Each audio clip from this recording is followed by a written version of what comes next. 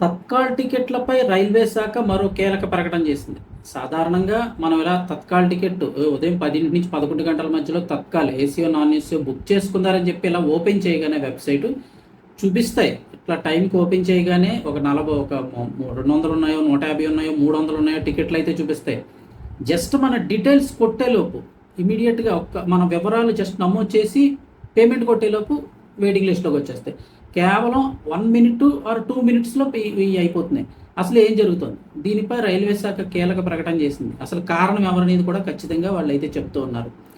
ఏంటి అంటే కనుక ఉదయం 10 గంటల తర్వాత జస్ట్ ఒకటి లేదా 2-3 నిమిషాల్లో మొదట్లోనే టికెట్లు అయిపోవడానికి గల కారణం ఒక ప్రత్యేకంగా రైల్వే శాఖతో సమాంతరంగా ఒక అక్రమ మాఫియా అయితే కనుక నడుస్తుందని రైల్వే శాఖే క్లియర్గా ప్రకటించింది.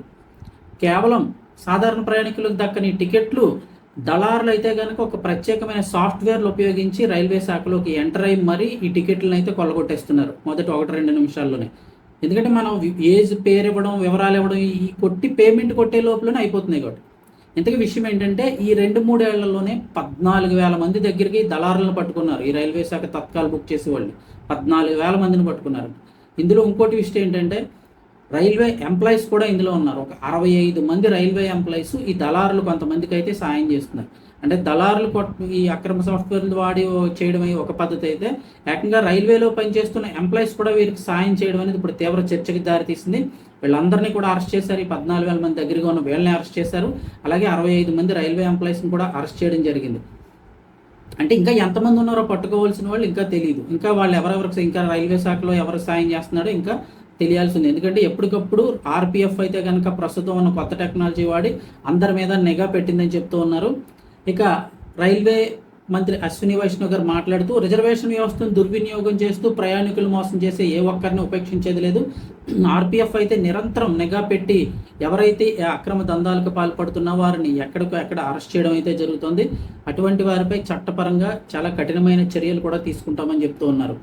ఇక ఇంతవరకు వీళ్ళని పట్టుకోవడం వల్ల అయితే కనుక అంటే ఇంచుమించు 14,000 మంది దళారులను పట్టుకున్నారు. ఇప్పుడు ఇంకా నిఘా అయితే అలా కంటిన్యూ జరుగుతోంది. ఇంకా ఎవరైనా ఉన్న వాళ్ళందరినీ కూడా ఏరు పారేస్తామని అయితే చెప్తూ ఉన్నారు.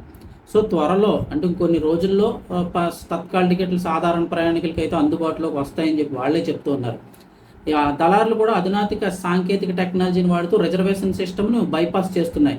రైల్వే శాఖ ఎన్ని భద్రతా ఫైర్ వాల్స్ తీసుకొచ్చినా లోపల సిబ్బంది సహకారం ఉండడం వల్ల బయట నుంచి వాడు ఎంత హైట్ గోడ కట్టి ఏమైనా ప్రొటెక్షన్ ఇచ్చినా చక్కగా లోపల నుంచో తాడేసి నిచ్చెనేసి నువ్వు ఎక్కరా బాబు అని సాయం చేస్తుంటే ఎవడైనా లోపలికి వెళ్ళిపోతారు కదా.